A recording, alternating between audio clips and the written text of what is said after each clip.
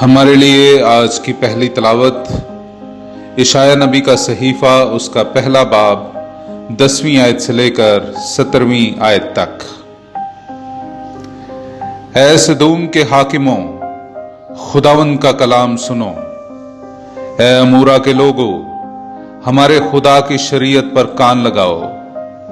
तुम्हारे ज़बीहों की कसरत से मुझे क्या फायदा है? खुदावंद फरमाता है, मैं मेंढों की सोख्तनी कुर्बानियों से और फरबा बछड़ों की चर्बी से सेर हूं। बैलों और बर्रों और बकरों का सुर्ख खून मुझे खुश नहीं करता। जब तुम मेरे सामने हाजिर होने के लिए आते हो तो तुमसे कौन ये चाहता है कि तुम मेरी बारगाहों को पामाल करो? बातिल नजरें मेरे आगे ना लाओ।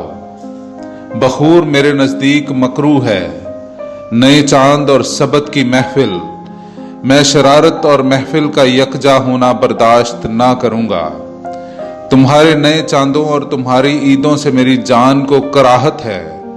वो मुझ पर गरां हुई और उनके सहने से मैं थक गया हूं। जब तुम अपने हाथ फैलाओगे तो मैं तुमसे अपनी आंखें फेर लूंगा, और जब तुम बहुत दुआएं करोगे तो मैं तुम्हारी ना सुनूंगा, क्योंकि तुम्हारे हाथ तो खून आलूदा हैं।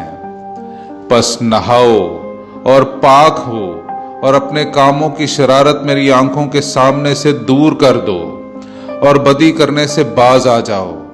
नेकोकारी सीखो, अदल के तालिब हो, मजलूमों की फरियाद रसी करो, यतीमों का इंसाफ करो और बेवा के हामी हो। पाकलाम का पढ़ा और सुना जाना हम सब के लिए बाइस बरकत हो। खुदा का शुक्र हो। मेरे अजीजों, आइए हम खुदावंद अपने खुदा की हम्द व तारीफ करें, क्योंकि वही हकीकी इबादत के लायक है। मैं आपके सामने पढ़ूंगा ज़बूर नंबर 50, उसकी 8वीं, 9वीं, 16वीं, 17वीं, 21वीं और फिर 23वीं आयत तक। मैं तुझे तेरी कुर्बानियों की बाबत मलामत नहीं करता, क्योंकि तेरी सोख्तनी कुर्बानियां हर वक्त मेरे सामने हैं। मैं तेरे घर से बैल नहीं लूंगा, ना तेरे बाड़ों से बकरे। पर खुदा शरीर से यूं कहता है, तुझे मेरे अहकाम बयान करने से क्या काम है, और तू मेरे अहद को अपनी जुबान पर क्यों लाता है? जबकि तू तरबियत से नफरत करता है और मेरी बातों को पीठ पीछे फेंक देता है। जब तू ये करता है तो क्या मैं खामोश रहूं? क्या तू गुमान करता है कि मैं तुझ ही सा हूं? जो कोई हम्द की कुर्बानी गुजरानता है वो मेरी ताजीम करता है, और जो अपनी रविश को दुरुस्त रखे उसे मैं खुदा की निजात दिखाऊंगा। पाकलाम का पढ़ा और सुना जाना हम सब के लिए बाइस बरकत हो। खुदा का शुक्र हो। मेरे अजीजों, आइए हम आज का अंजीली इक्तबास सुनते हैं। मुकद्दस मत्ती की अंजील उसका 10वां बाब 34वीं आयत से लेकर 11वें बाब की पहली आयत तक। ये मत समझो कि मैं जमीन पर सुलह कराने आया हूं। सुलह कराने नहीं, बल्कि तलवार चलवाने आया हूं।